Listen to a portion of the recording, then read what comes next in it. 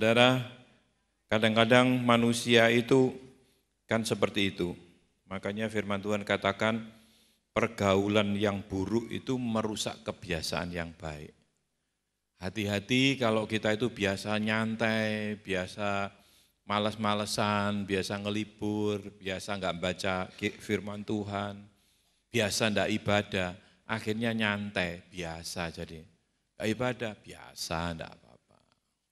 Makanya kita perlu terus tetap menjaga roh kita itu bernyala-nyala. Amin.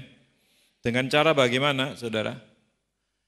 Cara bagaimana kita bisa tetap mempunyai roh yang bernyala-nyala? Gimana caranya? Firman Tuhan ini sebetulnya luar biasa. Saudara.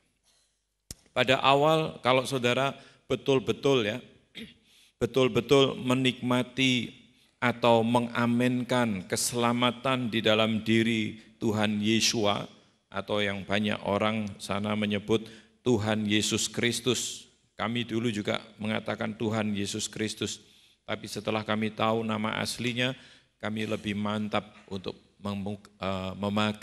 menggunakan nama aslinya, Tuhan Yeshua HaMashiach. Saudara, kalau kita betul-betul merasakan ini memang keselamatan satu-satunya, tidak ada yang lain. Awal mula kita percaya, kalau saudara pernah mengalami hal seperti ini, berarti ini adalah hal yang benar, ya, benar sesuai dengan firman Tuhan. Seseorang pada saat dijamah hatinya oleh Tuhan, betul-betul dijamah oleh Tuhan, dia mengundang Tuhan Yesus sebagai Tuhan dan Juru Selamatnya secara pribadi, kemudian hidupnya berubah. Saudara, ada sukacita yang luar biasa. Ada sukacita itu nggak bisa dibuat-buat ya, sukacitanya itu. Kemudian sepertinya kita itu rajin ke gereja, rajin baca kitab suci, rajin berdoa, ya kemudian terus bertumbuh. Ini bisa berlangsung beberapa lama ini. Ada sukacita. Kita kalau berdoa kita rindu Tuhan, hidupku dipulihkan, pulihkan aku. Pulihkan ekonomi keluargaku, pulihkan hubunganku suami istri, pulihkan hubunganku dengan anak-anak, dengan orang tua, pulihkan aku. Semuanya terpusat ke aku. Dan Tuhan membuktikan, saudara. Tuhan membuktikan. Saat kita berdoa, kemudian misalnya saudara-saudara di jamaah Tuhan saat-saat saudara bekerja, wah saudara berdoa, pekerjaan saudara diberkati Tuhan. Kemudian kalau saudara pergi kemana-mana ada orang berteman dengan seseorang atau berjumpa dengan seseorang, saudara ceritakan tentang Injil. Orang tersebut bisa meresponi. Ya, jiwa-jiwa sepertinya, Tuhan kirim. Sepertinya hidup kita itu penuh dengan kuasa tadi. Disertai dengan kuasa. Kemudian kalau berdoa buat orang pun, ya misalnya berdoa sakit, ayo mau percaya, nanti saya doakan, berdoa, sembuh. Tapi pertanyaannya, apakah keberlangsungan seperti ini berjalan seperti itu terus? Apakah tetap roh kita bernyala-nyala? Apakah tetap hati kita itu mempunyai kerinduan dan kehausan yang besar untuk beribadah, untuk membaca kitab suci, untuk berdoa, untuk memberitakan Injil? Biasanya saudara itu menurun, ya sibuk sudah. Gimana? Ayo sekarang kita nggak mau berangkat ke gereja lagi atau membaca kitab suci. Saat teduhnya bagaimana? Wah saya akhir-akhir ini sibuk saya, hampir nggak punya waktu. Nah mulai di sana saudara, bukannya malah menaik tapi menurun. Saudara. Hal-hal seperti ini satu saat nanti, kan saudara dan saya ini tidak hidup terus di dunia ini kan. Satu saat kita akan meninggalkan dunia ini. Dan yang perlu beri catatan untuk saudara dan saya harus memberi catatan yang kalau perlu digarisbawahi. Setiap apapun yang kita sudah kerjakan di atas muka bumi ini selama kita hidup, harus kita pertanggungjawabkan kepada Tuhan. Kalau perkataan saja, setiap perkataan yang terucap dari mulut kita harus dipertanggungjawabkan. Apalagi seluruh apa yang telah kita hidupi selama di dunia ini. Jadi kalau awal mula kita mengenal Tuhan, semua terpusat ke aku, ke aku, ke aku, ke aku. Ini boleh-boleh saja, sah-sah saja. Memang itu seharusnya. Saudara mengalami sendiri bagaimana roh saudara bergairah, bagaimana saudara bergairah memberitakan Injil, berdoa buat orang lain, kemudian memberkati orang, mendukung pekerjaan Tuhan. Wah, gairahnya luar biasa. Tapi kita harus bisa menangkap tujuan Tuhan. Bukan cuman aku diberkati, aku dipulihkan, aku disembuhkan, aku mengalami mujizat, aku, kuku. Itu hanya pusat kepada diri sendiri. Itu masih koma. Yang Tuhan mau, aku diberkati untuk bisa memberkati. Aku disembuhkan dengan kuasa Tuhan, untuk supaya aku bisa memberitakan kepada orang lain, ada kuasa yang besar di dalam Tuhan. Aku mengalami pemulihan, supaya Tuhan bisa memakai aku untuk memulihkan orang lain. Dipulihkan untuk memulihkan, diberkati untuk memberkati, disembuhkan untuk kita bisa memberitakan kesembuhan dan sebagainya. Saudara, ada teguran-teguran yang cukup keras untuk semua kita, ya. Dari kitab suci, mari kita buka bersama-sama dari Injil Lukas pasal 13.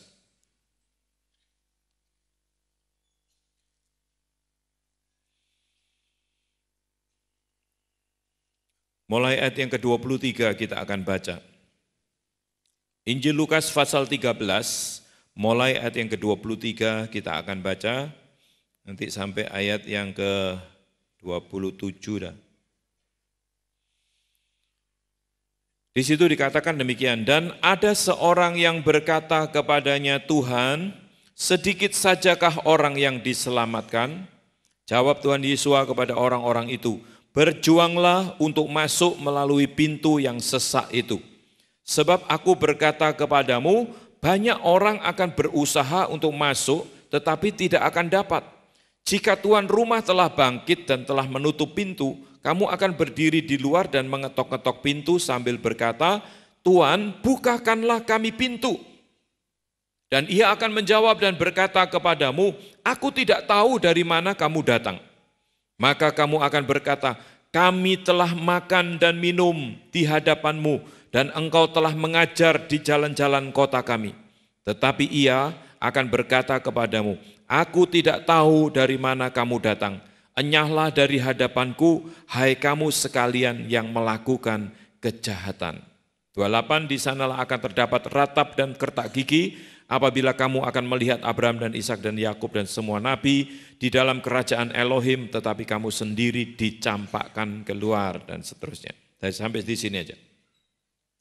Saudara, kalau saudara perlu perhatikan, ya, ayat yang perlu kita perhatikan itu adalah ayat yang ke-26. 26 di situ dikatakan, kami telah makan dan minum di hadapanmu, dan engkau telah mengajar di jalan-jalan kota kami.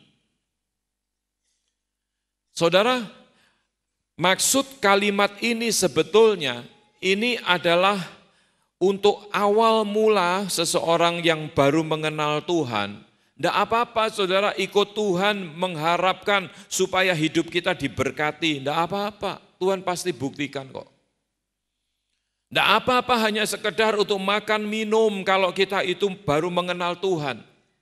Tapi jangan seluruh kehidupan kita mencari Tuhan hanya dengan berhenti sampai tujuan kita saja, mencapai apa yang kita inginkan itu saja. Jelas di sini dikatakan bahwa Tuhan menjawab, aku tidak kenal engkau, pergilah engkau hai pembuat kejahatan. Saudara, ayat ini sebetulnya kalau kita bandingkan dengan Injil Matius, ya coba kita baca saja. Injil Matius pasal 7, saudara. Saya ingin bacakan dulu, nanti baru saya jelaskan supaya kita ini betul-betul mengerti.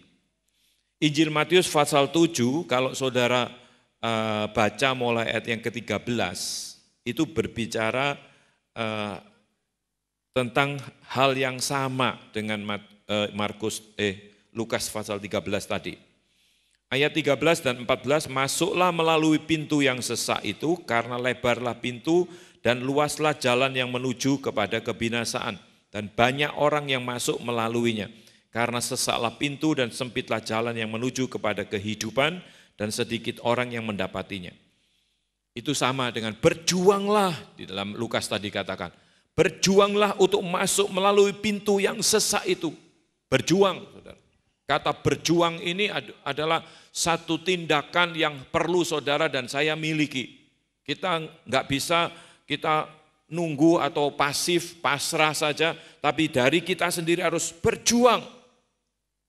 Kemudian dilanjutkan ayat yang ke-15, waspadalah terhadap nabi-nabi palsu yang datang kepadamu dengan menyamar seperti domba, tetapi sesungguhnya mereka adalah serigala yang buas. Dari buahnya lah kamu akan mengenal mereka. Dapatkah orang memetik buah anggur dari semak duri atau buah ara dari rumput duri? Demikianlah setiap pohon yang baik menghasilkan buah yang baik. Sedangkan pohon yang tidak baik menghasilkan buah yang tidak baik. Tidak mungkin pohon yang baik itu menghasilkan buah yang tidak baik, ataupun pohon yang tidak baik itu menghasilkan buah yang baik. Dan setiap pohon yang tidak menghasilkan buah yang baik pasti ditebang dan dibuang ke dalam api. Jadi dari buahnya lah kamu akan mengenal mereka. Ayat 21, bukan setiap orang yang berseru kepadaku Tuhan, Tuhan akan masuk ke dalam kerajaan surga, melainkan dia yang melakukan kehendak Bapakku yang di surga. Pada hari yang terakhir banyak orang akan berseru kepadaku, Tuhan, Tuhan, bukankah kami bernubuat demi namamu dan mengusir setan demi namamu dan mengadakan banyak mujizat demi namamu juga? Pada waktu itulah aku akan berterus terang kepada mereka dan berkata, aku tidak pernah mengenal kamu, enyahlah daripadaku, kamu sekalian pembuat kejahatan. Nah, kenapa saya bisa katakan ini konteksnya sama? Karena sama-sama dijawab, pergilah kamu hai pembuat kejahatan, aku tidak mengenal. Nah, dari apa yang kita sudah baca dan bandingkan baik di Lukas pasal 13 tadi dengan Injil Matius pasal 7, ini konteksnya sama. Kalau kita lihat tadi di dalam Injil Lukas pasal 13, seseorang yang masuk, kemudian pintu sudah ditutup oleh Tuhan yang mau masuk ke dalam, berjuang masuk ke pintu kerajaan surga, mengetok pintu, pintu sudah ditutup. Dan dikatakan kalau pintu sudah ditutup enggak ada yang bisa buka. Kalau Tuhan sudah menutup enggak, berarti waktunya sudah habis. Kemudian si pengetok ini katakan, Tuhan, Tuhan bukakan pintu. Kami ini adalah sudah mengenal Engkau. Kami yang sudah makan bersama-sama dengan Engkau. Engkau yang mengajar kami di jalan-jalan kami. Saudara perhatikan kalimat itu. Ini adalah orang-orang yang hanya untuk dirinya sendiri mendengar firman Tuhan. Kalau ikut Tuhan, konteksnya makan minum secara jasmani. Itu diartikan seperti ikut Tuhan hanya sekedar mendapatkan perkara-perkara jasmani atau berkat-berkat jasmani saja. Berhenti sampai di situ. Mereka hanya memusatkan kepada diri sendiri. Kemudian kalau kita lompat tadi, bandingkan dengan Injil Matius pasal 7, dikatakan di situ dalam konteks yang sama ya, pintu kerajaan surga itu sempit, sesak, jalannya sempit, pintunya sesak, sedikit orang yang ke sana, lebarlah jalan yang menuju ke surga, banyak orang menuju ke sana. Ini konteks ini. Kalau kita lihat, perhatikan ayat-ayat di bawahnya tadi, langsung diberitahukan tentang waspadalah terhadap nabi-nabi palsu. Dari buahnya lah kamu akan mengetahui. Berarti saudara, kalau saudara dan saya rindu supaya saudara dan saya dikenal oleh Tuhan, yang pertama kita harus berbuah-buah. Awal mula kita mengenal Tuhan, kita berdoa, minta diberkati, minta dipulihkan, enggak apa-apa. Tapi jangan berhenti sampai di situ. Kita harus berbuah-buah. Kalau berhenti sampai Tuhan, aku kan sudah makan dan minum bersama dengan Engkau. Aku sudah menerima pengajaranmu, di mana Engkau mengajar di jalan-jalan kami. Kalau kita berhenti sampai di situ saja, Tuhan tidak mengenal kita. Jadi yang di dalam Injil Matius pasal 7 tadi, pertama kita harus berbuah-buah. Dari buahnya lah pohon itu dikenal. Tidak mungkin pohon yang baik menghasilkan buah yang tidak baik. Berarti saudara, buah itu pun harus buah-buah yang baik. Bukan buah-buah yang tidak baik. Justru pada saat kita mengenal Tuhan Yesus, kalau kita makan dan minum bersama Tuhan Yesus, itu bisa diartikan juga kita menerima Tuhan Yesus sebagai firman yang hidup, itu makanan rohani kita. Makanan rohani ini harus bisa mengubah hidup kita menjadi baik. Supaya pada saat kita mengeluarkan buah-buah yang muncul itu adalah buah yang baik.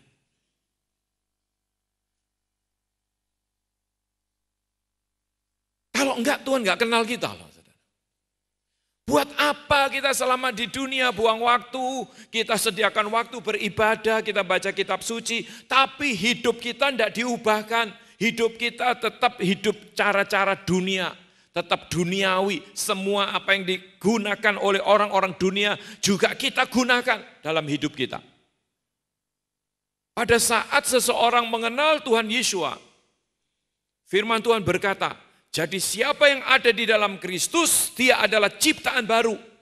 Yang lama sudah berlalu, sesungguhnya yang baru sudah datang. Artinya kehidupan manusia lama kita, yang duniawi tadi, harusnya kita buang. Tanggalkan hidup manusia lama kita yang akhir-akhirnya adalah maut, ujungnya itu maut. Keinginan-keinginan duniawi ini adalah kedagingan yang ujung-ujungnya adalah maut. Itu Tuhan berkata, tanggalkan itu. Jadi ciptaan yang baru, melakukan pekerjaan-pekerjaan yang baik. Itu satu proses di mana seseorang menerima Tuhan Yesus dalam arti percaya Tuhan Yesus, hidupnya diubahkan menjadi manusia baru, melakukan pekerjaan-pekerjaan baik, sehingga buah-buah yang keluar itu adalah buah-buah yang baik. Kalau saudara dan saya mau dikenal oleh Tuhan nanti.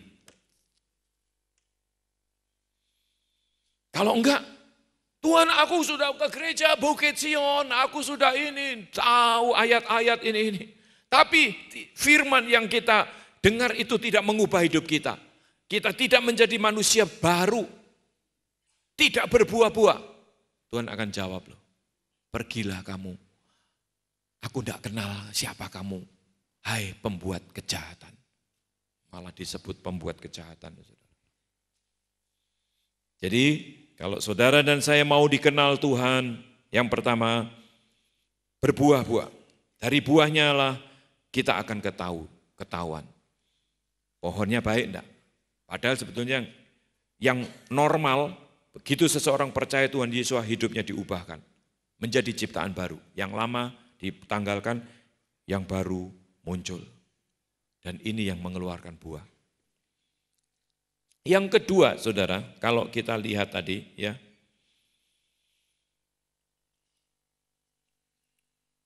dari Injil Matius ya, ayat 21, bukan setiap orang yang berseru kepadaku Tuhan, Tuhan akan masuk ke dalam kerajaan surga, melainkan dia yang melakukan kehendak Bapakku yang di surga. Berbuah-buah yang baik, sebelumnya kita sudah diubah menjadi ciptaan baru, itu adalah kehendak Tuhan. Saudara dan saya kalau percaya Tuhan, ya, jangan saudara ikuti cara-cara manusia. Harus ikuti cara-cara Tuhan. Nah ini kehendak Tuhan ini. Saudara menjadi Kristen yang sesuai dengan kehendak Tuhan. Saudara berbuah-buah yang sesuai dengan kehendak Tuhan. Saudara mau melayani Tuhan supaya berbuah-buah harus sesuai dengan kehendak Tuhan. Apapun yang saudara dan saya mau lakukan harus semuanya itu sesuai dengan kehendak Tuhan. Karena apa? Dikatakan di sini, bukan setiap orang yang berseru kepadaku Tuhan, Tuhan akan masuk ke dalam kerajaan surga. Tapi mereka yang melakukan kehendak Bapa-Ku. Saudara, di tempat ini kalau saudara perhatikan ya berjalan sepertinya sih orang enggak ngerti pergumulan demi pergumulan yang kami hadapi, enggak ngerti. Kami terus bergumul dalam arti supaya jalan-jalan yang kami tempuh ini tetap ada di dalam kehendak.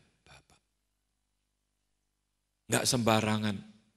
Mau lakukan ini harus digumuli di dalam doa.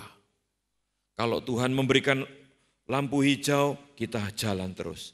Kalau Tuhan memberikan lampu merah, berarti masih belum boleh jalan, kita berhenti. Masih belum. Kalau sudah, kita jalan. Kalau belum atau artinya tidak, ya kita tidak lakukan. Semua kita gumuli sesuai dengan kehendak Bapa. Saya rindu setiap saudara dan ya kita semua pun yang di sini ya, semua kita bisa menangkap. Apapun yang kita lakukan, lakukanlah itu asal sesuai dengan kehendak Bapa. Yang tidak sesuai dengan kehendak Bapa, jangan lakukan. Karena hanya orang yang melakukan kehendak Bapa itulah yang dikenal oleh Tuhan. Yang boleh masuk di dalam kerajaan surga. Yang pintu akan dibukakan bagi dia. Tapi orang yang tidak melakukan kehendak Bapa, Tuhan akan katakan, pergilah engkau, aku tidak kenal engkau, siapa engkau ini? Hai yang buat banyak kejahatan. Makanya saudara-saudara, menjadi Kristen, jadilah Kristen yang sesuai dengan kehendak Bapa. Oh Pak, di sana itu gampang Pak, gini-gini, kita bisa lakukan ini nih. Ya silahkan. Jangan menjadikan hidup saudara untuk perkara-perkara rohani yang jadikan patokan saudara adalah standar dunia.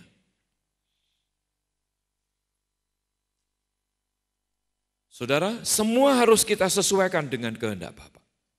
Apa yang Bapa kehendaki? Karena yang kita kerjakan ini adalah supaya kita itu bisa berkenan dengan Bapa. Saudara, makanya terkadang saya juga sebagai manusia, saudara, punya pikiran-pikiran, oh pakai cara ini. Tuhan bilang, enggak. Misalnya, kita ini pembangunan kan jalan terus, saudara. Ya, waktu bangun ini pun ada beberapa tawaran untuk kredit bank, kredit uang bank. Kami sudah, beberapa orang sudah sepakat, ya oke. Waktu itu kami masih ada di luar negeri, saya dengan keluarga, ya oke lah, saya datang tinggal tanda tangan, asuransi semua sudah dibayar, tinggal tanda tangan, cair itu bantuannya. Tapi ada beberapa yang tidak sejahtera. Sampai akhirnya berdoa mencari kehendak Tuhan. Termasuk istri saya di sini. Berdoa cari kehendak Tuhan gini-gini. Pro kontra. Dalam diri saya cuma berprinsip Tuhan kalau memang ini dari Tuhan. Ya, semua akan berjalan lancar, tidak ada gangguan apa-apa. Kalau bukan kehendak Tuhan ya enggak jadi gitu aja.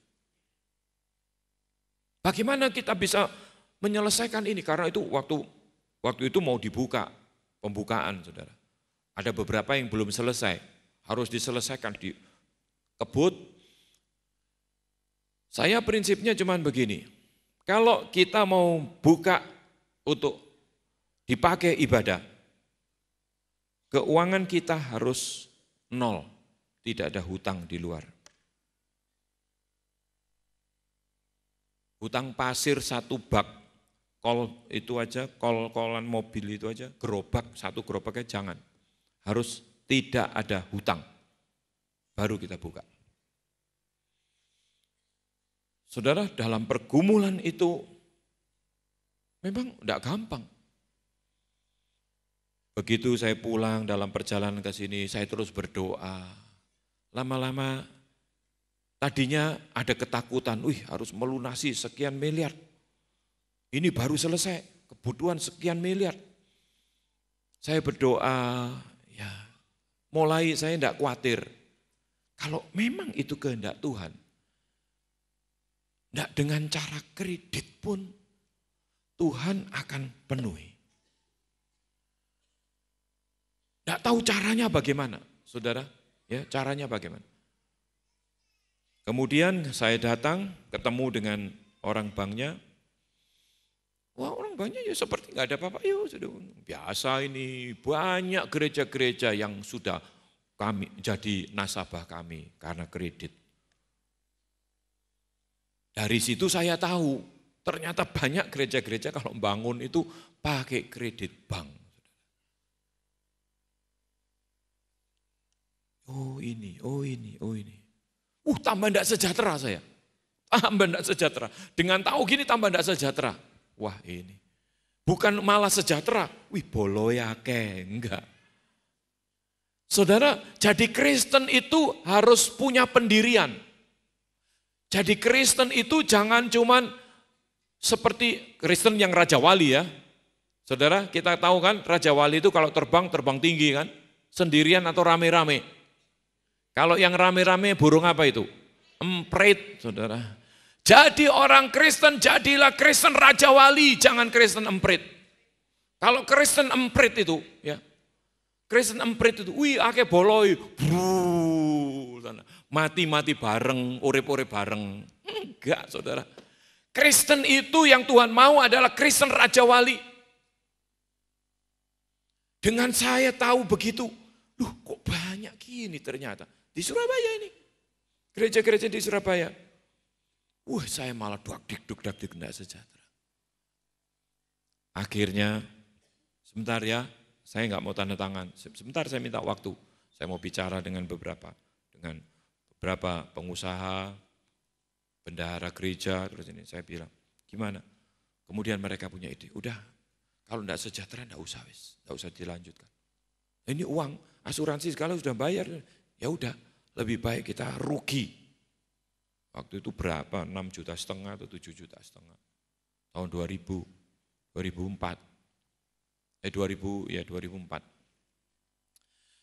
Kemudian saudara, akhirnya saya putuskan. Saya minta maaf, gini.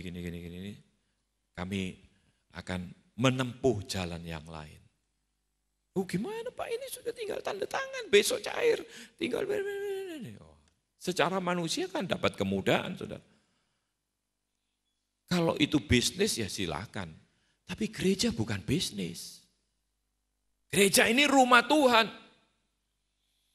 Kemudian beberapa teman-teman mereka ngadain pertemuan. Saya akan kumpulkan beberapa orang. Siapa yang mau untuk nalangi dulu jemaat ini. Nalangi kebutuhan misalnya sekian, si A mau berapa, si B mau berapa, ini jangka waktu tidak ditentukan, tanpa bunga, seperti dipinjami begitu, tapi nanti dikembalikan. Dalam 2-3 jam, saudara, pertemuan itu, kebutuhan kami yang sekian miliar itu tertutup. Saya ditelepon, sudah beres. Enak, beres sudah. Akhirnya kami jalan terus, tanpa uang bank. Kemudian kami bisa pindah ke sini, saudara, transisi, kami punya ada tempat di tempat lama dulu, ada 3 ruko, 3 lantai di Kertajaya. Akhirnya ada yang mau dibeli. Cuma berjalan berapa bulan saja, 2 bulan, 3 bulan mungkin. Semua pinjaman dilunasi. Kemudian itu bulan Mei, Juni, Juli, Agustus, September, Oktober kita pembukaan di sini. Tanpa hutang 1 sen pun, saudara. Itu cara Tuhan, saudara. Ya, lunas semua, pinjaman-pinjaman lunas, kita dapat jual ruko, hasilnya kita bayarkan, sisanya kita belikan SMI itu. Tuhan punya cara, tapi caranya cara yang ajaib. Kalau kita terus mau mencari jalan dengan sesuai kehendak Tuhan, Tuhan itu sangat menghargai, saudara. Jadi bukan dengan cara-cara yang biasanya begini, semua sudah pakai cara begini ini. Sebentar dulu, apakah cara yang dipakai itu sesuai dengan kehendak Tuhan atau tidak? Yang kita mau adalah cara sesuai dengan kehendak Tuhan. Karena dikatakan di sini, bukan setiap orang yang berseru kepadaku, Tuhan, Tuhan, masuk ke dalam kerajaan Bapakku. Tapi mereka yang melakukan kehendak Bapakku, itulah yang akan masuk ke dalam kerajaan Bapakku. Saudara, itu yang kedua. Lakukan segala sesuatu sesuai dengan kehendak Bapak. Bukan menurut akal saudara sendiri. Bukan menurut cara-cara yang dunia kerjakan. Tapi sesuai dengan kehendak Bapak atau tidak. Kalau saudara dan saya mau dikenal oleh Tuhan. Tadi yang pertama harus berbuah-buah. Berbuah-buah yang baik. Menerima Kristus sebagai Tuhan, mengubah hidup saudara menjadi baik. Yang lama sudah berlalu, sesungguhnya yang baru sudah datang. Sehingga buah-buah yang saudara hasilkan itu adalah buah-buah yang baik. Kalau mau dikenal oleh Tuhan. Yang kedua, lakukan segala sesuatu sesuai dengan kehendak Bapa. Kemudian yang ketiga, pada hari terakhir ayat 22, Injil Matius pasal 7, banyak orang akan berseru kepadaku, Tuhan, Tuhan, bukankah kami bernubuat demi namamu dan mengusir setan demi namamu dan mengadakan banyak mujizat demi namamu juga. Pada waktu itulah aku akan berterus terang kepada mereka dan berkata, aku tidak pernah mengenal kamu, enyahlah daripadaku kamu sekalian pembuat kejahatan. Saya akan bacakan juga dari Lukas tadi. Lukas pasal 13.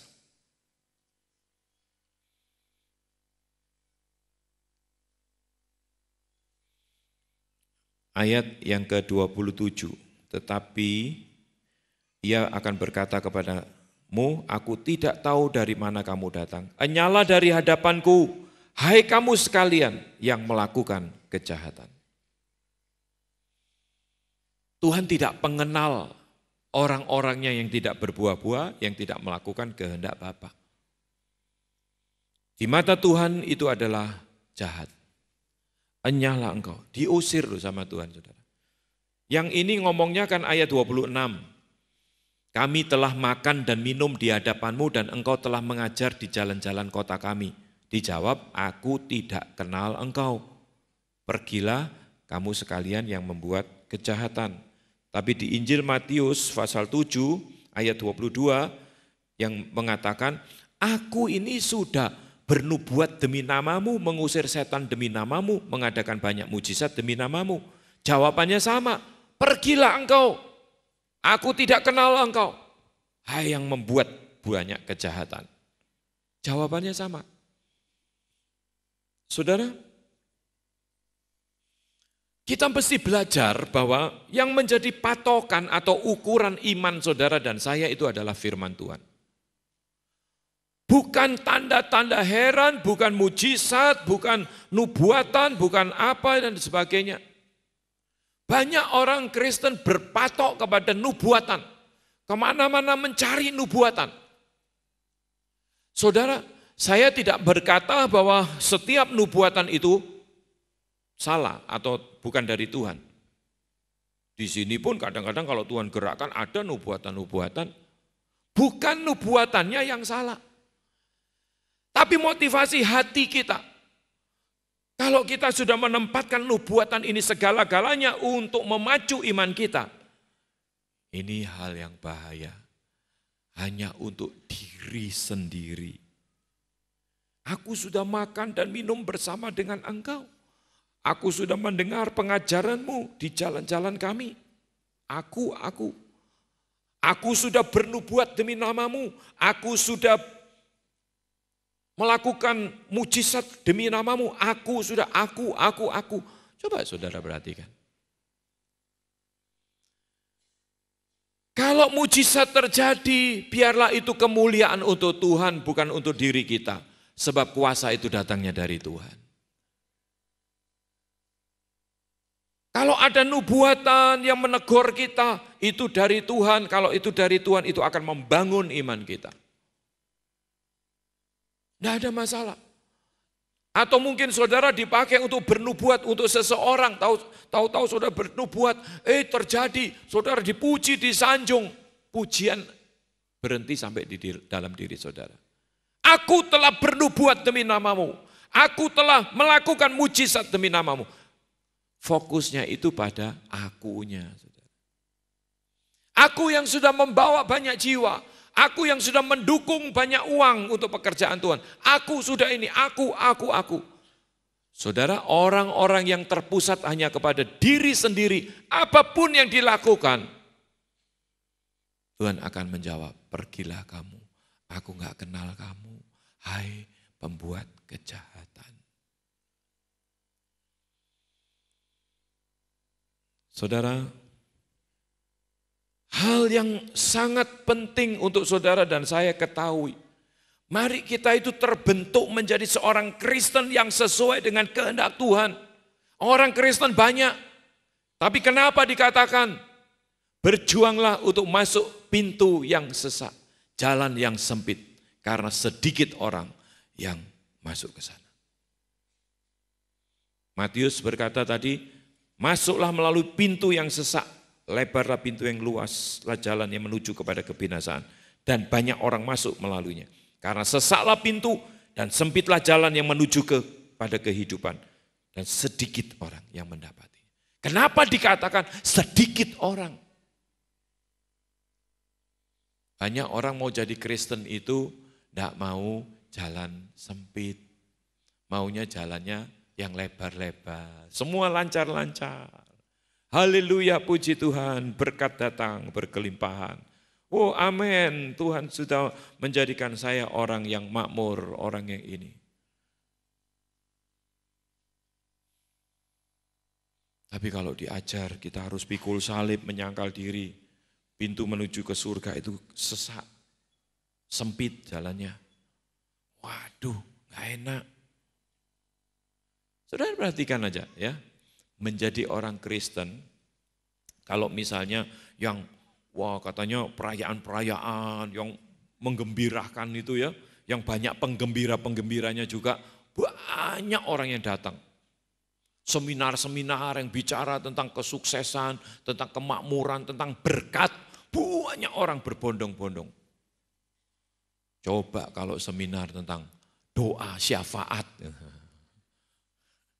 ya toh, doa untuk negeri, atau pelajaran Alkitab, pelajaran kitab suci, ngantuk, males, sedikit biasanya yang datang.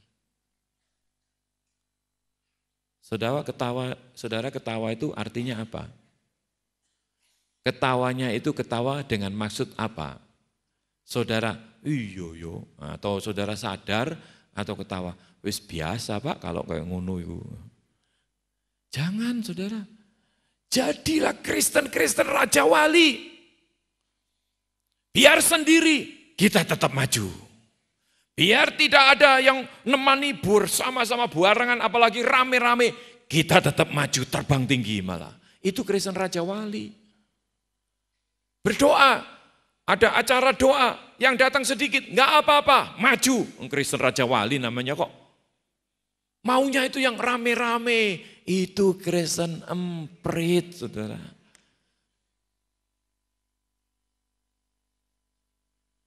Coba,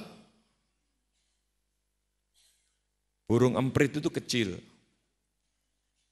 Burung pipit itu loh, kalau di dalam Alkitab dia ngomong burung pipit itu yang kita kenal burung emprit itu burung pipit namanya.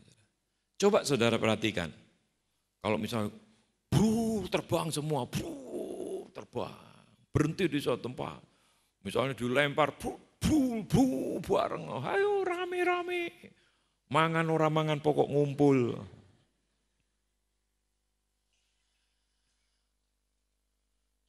Saudara, dari sini saja kita sudah tahu. Jalan lebar atau jalan sempit. Saudara menjadi orang Kristen menempuh jalan yang lebar atau jalan yang sempit. Ayat ini sudah berubah enggak? Kalau pintu ke surga jalannya sempit, pintunya sesak. Berubah enggak ayat ini?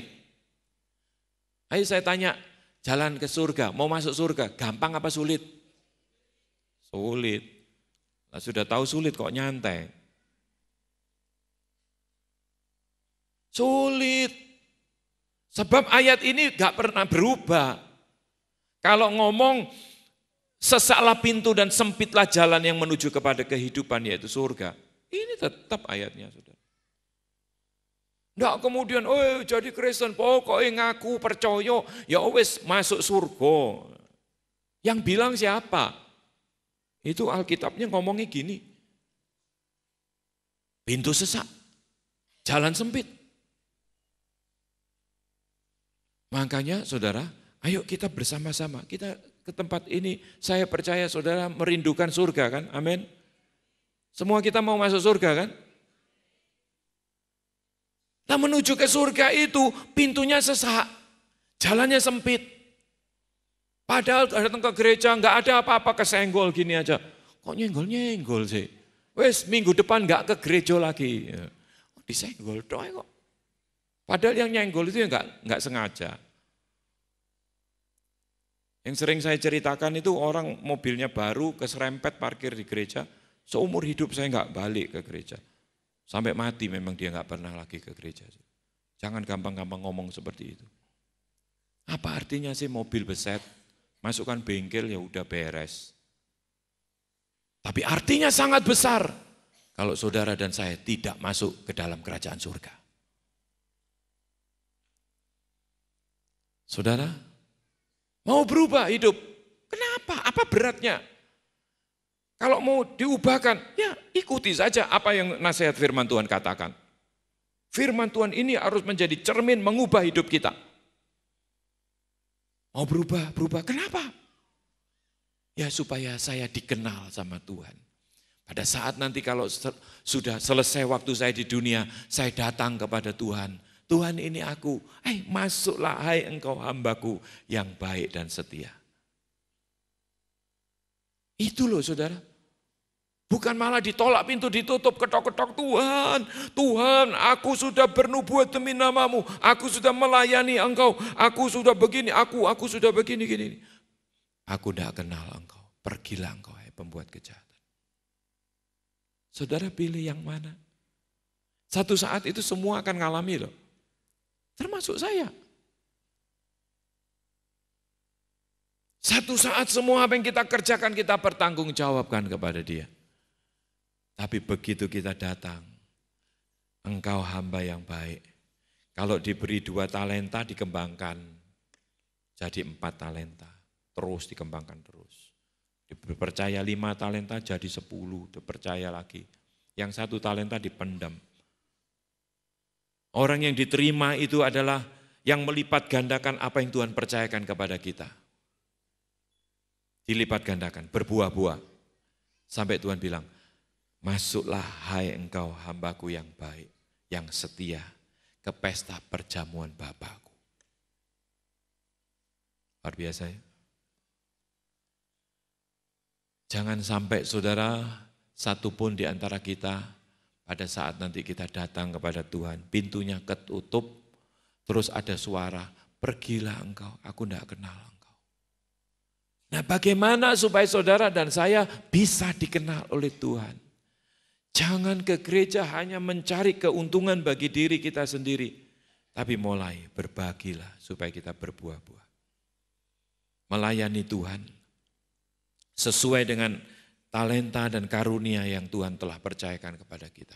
Kembangkan. Layani Tuhan. Cari jiwa. Baca kitab suci. Banyak berdoa.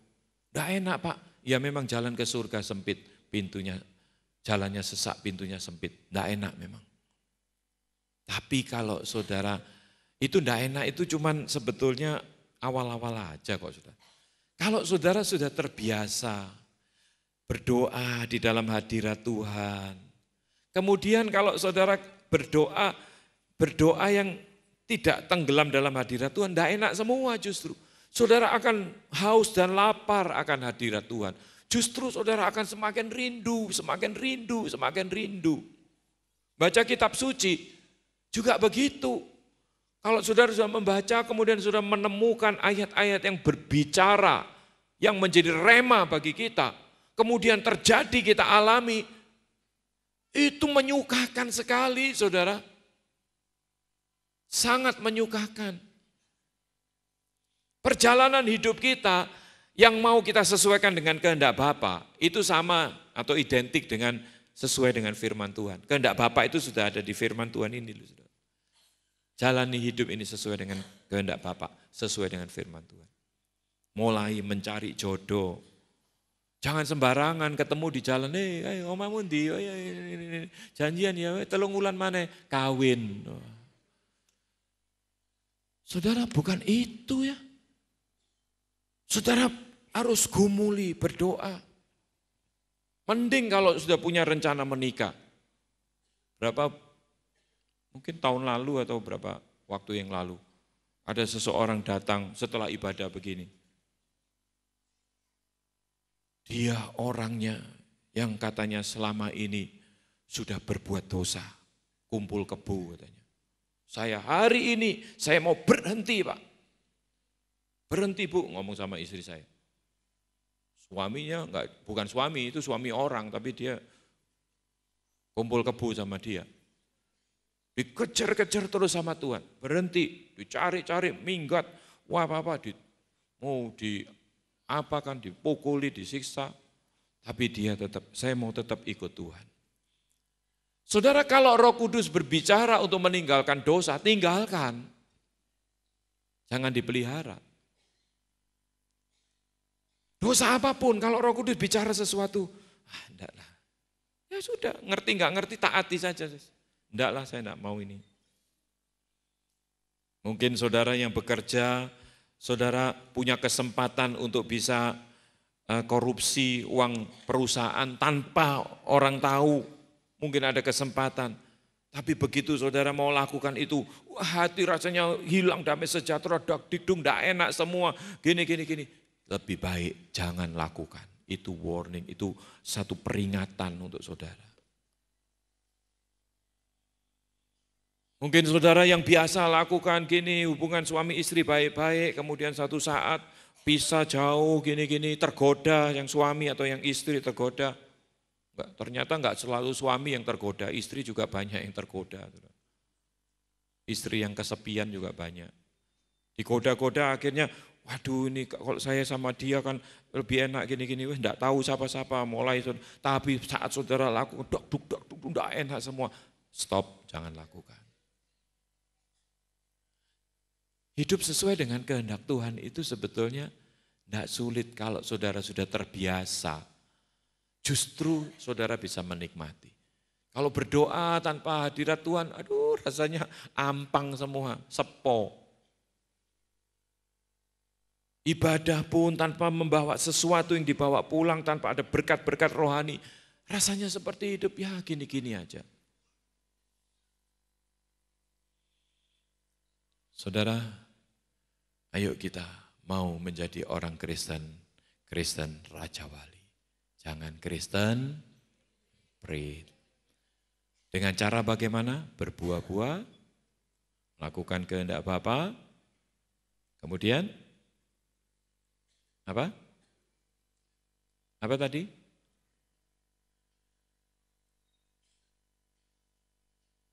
Melipat gandakan apa yang Tuhan percayakan. Atau apa tadi ya? Supaya dikenal Tuhan, tidak ditolak tadi. Bukan terpusat kepada diri sendiri. Aku sudah bernubuat, aku sudah ini, aku. Kemudian satunya, aku sudah makan dan minum bersama dengan engkau. Aku sudah mendengar pengajaranmu di jalan-jalan kami. Terpusatnya ke aku. Saudara, Tuhan mau supaya kita berbagi. Di tempat ini banyak orang-orang yang sudah sadar mau berbagi. Sampai hari ini semua berjalan dengan baik. Ini karena masih ada orang-orang yang berbagi. Saudara kan tidak tahu orang-orang yang berbagi. Mungkin ada di antara saudara-saudara yang berbagi. Tapi ada juga di antara saudara-saudara yang menerima. Saudara, saya katakan kepada saudara, tidak apa-apa awal-awal kita menerima. Tapi jangan terus-menerus menerima. Kalau kita mau diberkati, kita harus memberkati. Siapa yang mau menerima, dia harus memberi. Itu firman Tuhan. Kalau itu kita terapkan, saya percaya, saudara, janji-janjinya Tuhan akan digenapi dalam hidup saudara. Amin. Mari kita akan sama-sama tunduk kepala. Saya ingin berdoa buat saudara.